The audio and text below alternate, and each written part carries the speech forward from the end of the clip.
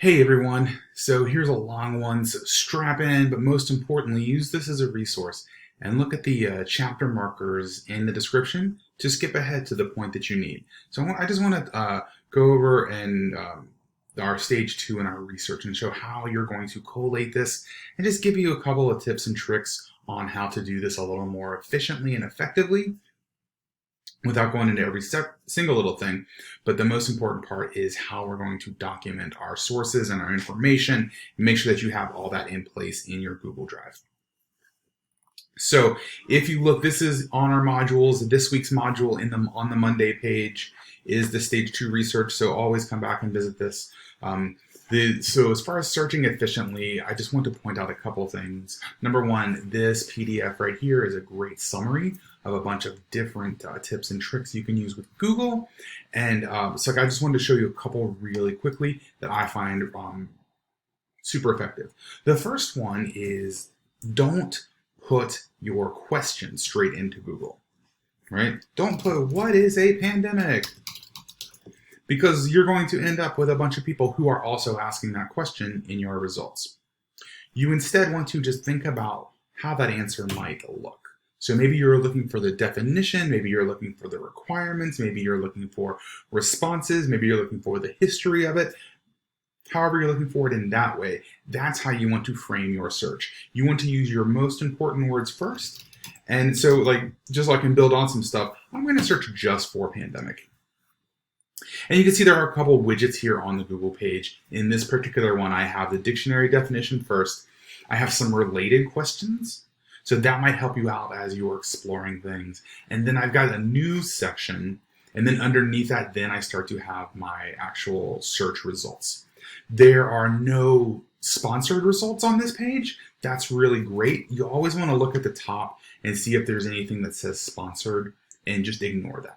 Those are basically advertisements. And so scroll past those into just the sort of organic generic results. And so sometimes these widgets will be helpful, sometimes they won't.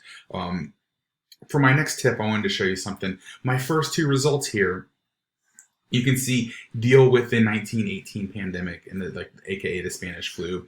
And let's just say I'm looking at contemporary stuff and I didn't want to look at these. You can exclude things from your results. If I come up here into the search bar and I use the minus 1918, that means take out anything that mentions 1918.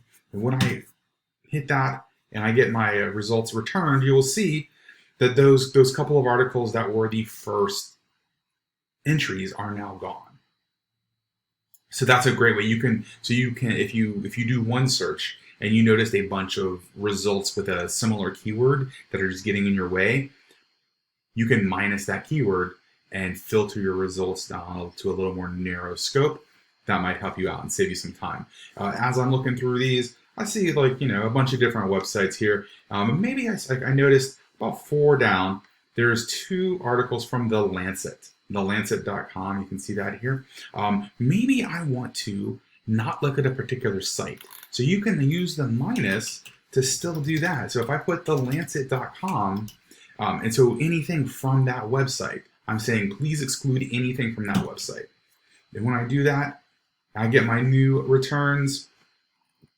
You can see now that in this list of things, there is nothing from the Lancet. There's NIH, there's the WHO, there's the WebMD, but the Lancet articles are gone. Okay, so that's how you can exclude stuff. Sometimes you want to focus down and only look for specific things, right? Maybe pandemic's a little bit too big, and I want to look for pandemic response. And if I put that in quotation marks, then it will search for that phrase, that exact specific phrase. And you can see the news stories, pandemic response, pandemic response, pandemic response, and then all of the search results underneath that also have, you can see it kind of highlights it in the summary here, how they've got those right next to each other. So that's a great thing you can do. If you want to make sure you're looking for just the most recent stuff, you can use the tools up here on the bar. And you see on the all, you can change it from any time to the past day, the past week, the past month. So if you were looking for really recent articles, postings, etc., you can filter with that. You also have this all results. You can change it to verbatim, which will like make sure that like exactly what you type appears. You can see like this one has pandemic hyphen response, and then this one has the phrase pandemic response. So that would take that out. There's a couple of things you can use. You could also like search within one site the way that instead of excluding stuff, like if I use the operation site, let's say I'm looking at the Black Youth Project,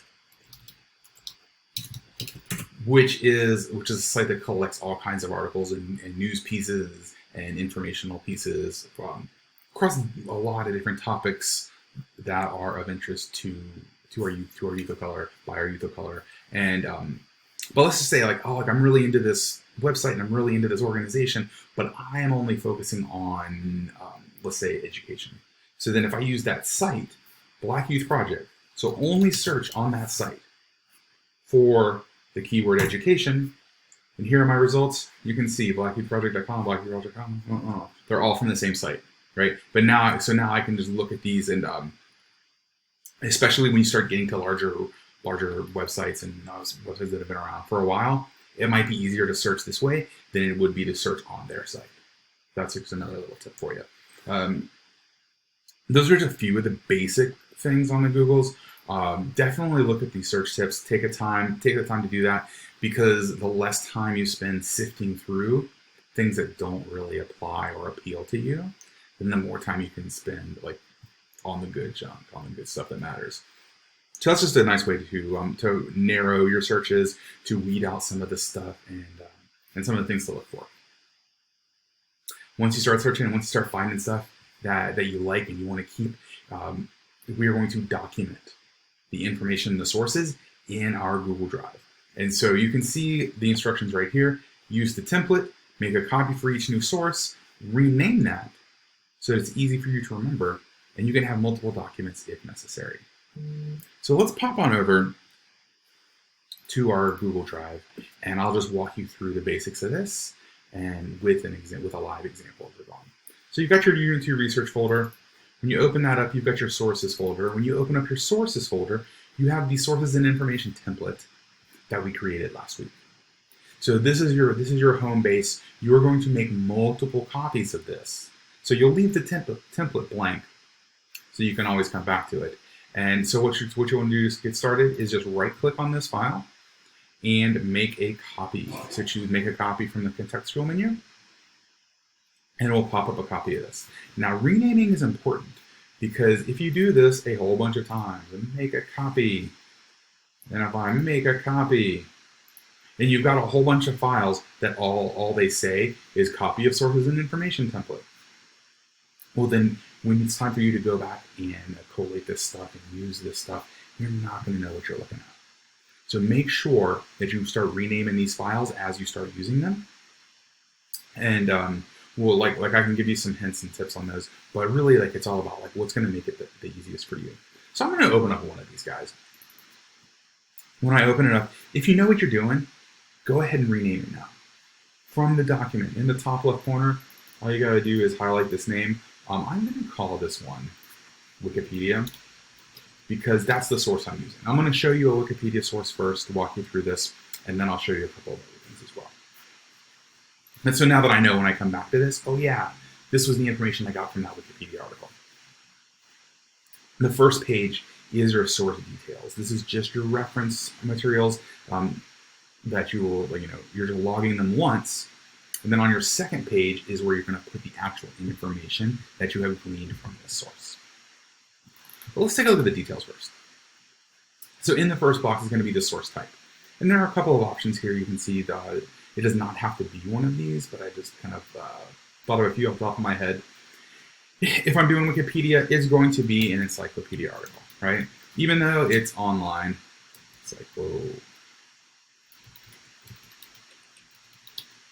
even though it's online and not a physical encyclopedia, it's the same. It's a replication, right? It's an overview, it's a summary, there's a quick glance of information. So that's what's important.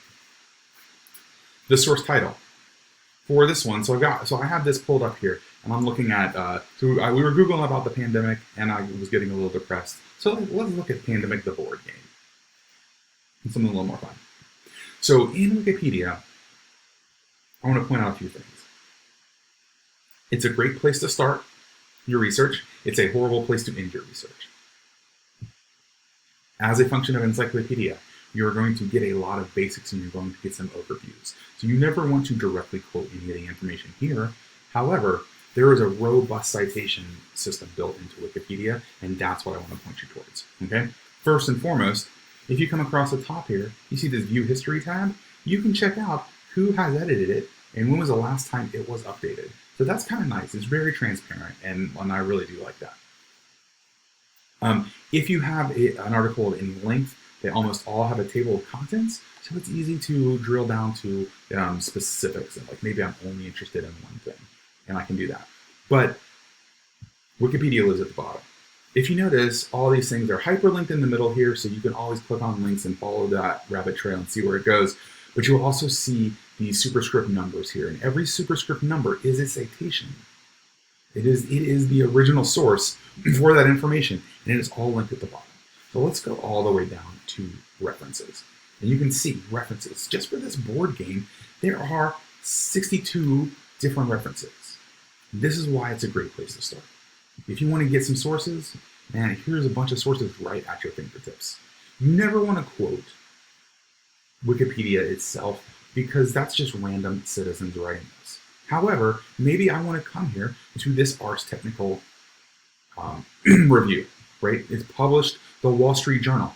There we go, right? You've got, so Z-Man Games is the publisher, right? So now we've got like OG source material all referenced in one place for us. And that's why it's a great place to start, okay? So if you're not sure where to start, find a Wikipedia article, look in the references, and see where it takes you. Find an article, find another like an organizational site, something like that, and see where that takes you. The other thing that's at the very bottom is like this one's got some official links that won't always be there, but this little tiny link down here, you can tell when this page was edited, right? So you have a very clear, transparent process, and that's super important when you are trying to determine what is valid and what is not valid.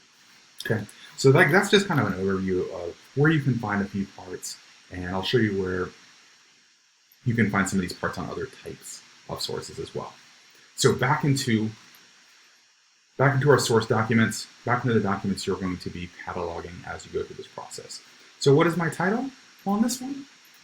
I've got a title. I've got Pandemic Board Game. That is the title of this article. So I'm just going to copy and paste it in there. Okay? If you are on a news site, so this is the New York Times, you can see each article is going to have a title on it, right? So like that kind of makes sense. We're familiar with that. If you were on, so like this is the ACLU site, and this is the page about criminal law reform. And when we scroll down, you can see like there's a whole bunch of interlinked pieces to this. We've got more subpages, we've got graphics, all this stuff. What is the title? The title of this is Criminal Law Reform, right? So it's not one article, but it is still the title of this page. So all of those work for the source title. Source author, in Wikipedia, what I don't want you to do, I don't want you to come in here to this history and say, okay, cool, it was quirky, it was Stan Selm, I don't care about that stuff, man. Wikipedia has multiple, and they are not listed. So you could say either multiple, or you could say not listed. You might have to look around to find the author. In a typical news story, you will have a byline, and you'll see Dan Barry. So we have one singular author. On a page like this one, there is no author. You might search down, and if I go all the way down to the bottom of this, I do find a copyright date, but that does not mean it's a publication date. So be very careful, or an author. So be very careful with that. You might also find something like this. So here's an article on the Black Youth Project, and it just says by contributors. So not one person is named, but we do have a byline. We do know that like the contributors of this site are collectively writing this. So that might also be what the author is. Source location. If you are doing internet resource, this is merely the web address. So if I'm just going to come up here and copy this and paste this into my box. If you are using a different kind of source, like if you go and interview somebody, that would be your source. If you just have to read the daily paper, and it's a physical newspaper, you use that. Those would be your sources. But if you are using the computer and you're using it online, just copy the web address. Where can a person go to find this? Where can they replicate your stuff? Which is what all these details are about, is being able to replicate your research. The date of publication. When was it written or published? So I showed you this on the Wikipedia, and how at the very bottom it's got, this was last edited on 16th October. So that's when my publication day was. News articles, again, will usually have their dates. This one's great because not only does it have the published date, but it also has an updated date. So if you had accessed this in between, you would only be responsible for what you saw the first time and not the second time. So that's kind of great. You also might not have any dates on there. Like you saw, like on this page, there was no dates. On this one, we did. We got a date right there, September 22nd. But you might not always find a date. So if you don't see a date of publication anywhere on the page, especially when it comes to like static informational pages, not stuff that's updated all the time, you might not see one, and that's okay. Date of access is when you viewed it.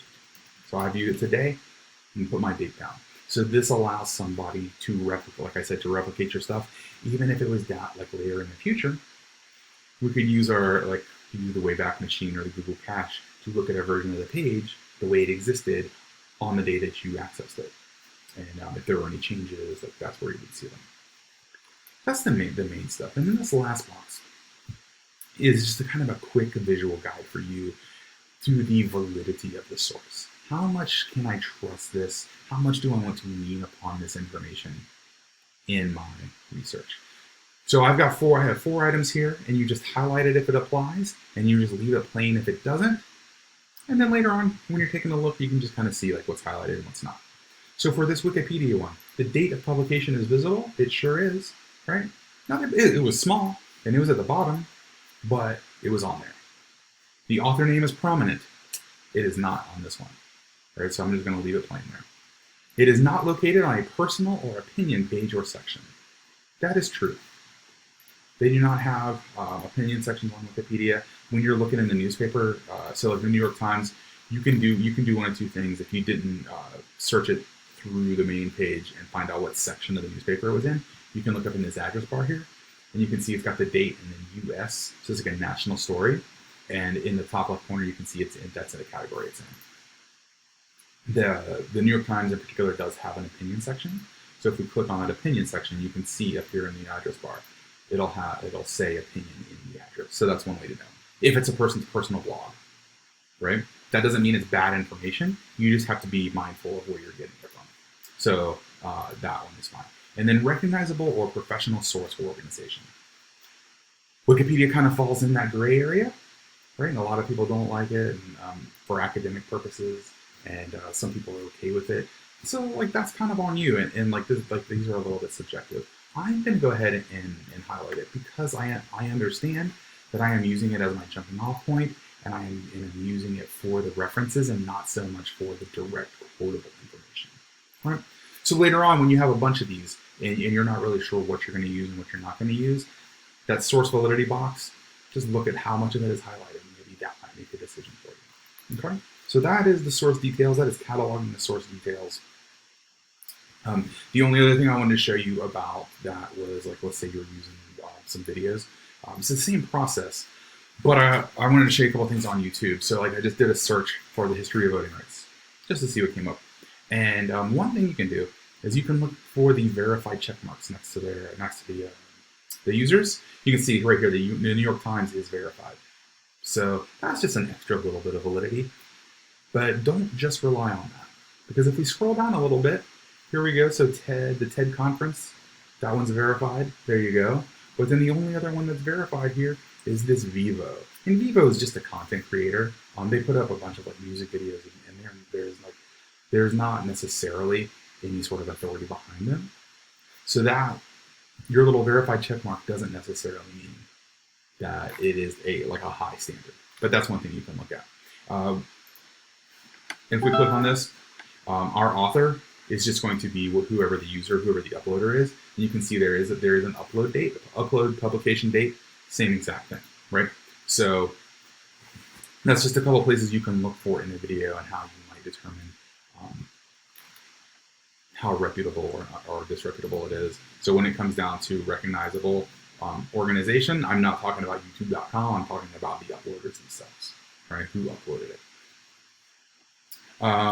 So that's just a couple different ways to look at how you're going to catalog the details. The second page of this is a little more straightforward. I have given you 3 spots to put information because I don't want you to overload yourself.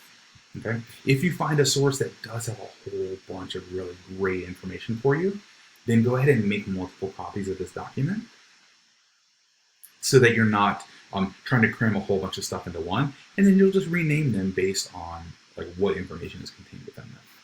You do not have to use all 3 boxes. You might just find one little nugget from a source, but it was a really great one, and you want to make sure that you catalog it and keep it, so you might only use 1 box. And that's fine too. Okay? What I do want to make sure you do, though, is when you have a piece of information that you use both of these sections, both the direct quote, what the original language is, be it typed, be it spoken, be it visual, whatever it is, but then also your words. Right? What is your interpretation? What is your summary? What are you getting out of it? That's going to help you, A, understand all the facts, and B, it's going to help you communicate them later on when you turn this into your final product. You definitely want to make sure you do both. So in using the Pandemic board game Wikipedia page, let's just go find a little piece out of here, and I will do this right here. So I'm just going to copy and paste this as my direct quote. Boom. The game is over if the players either win by discovering the cure for all 4 diseases or lose by having 8 outbreaks, not having enough disease cubes to place at a time, or not having enough player cards when someone needs to draw. So those are the rules, or as part of the rules.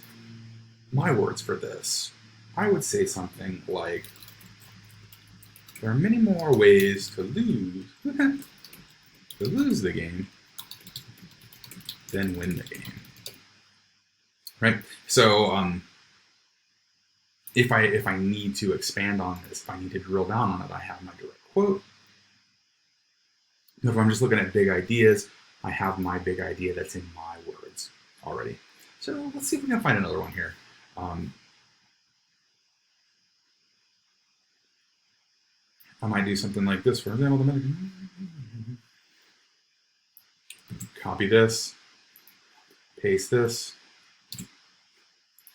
For example, the medic is able to treat all cubes in the city with a single action, while the scientist needs only 4 cards of the same color to discover the cure. Okay.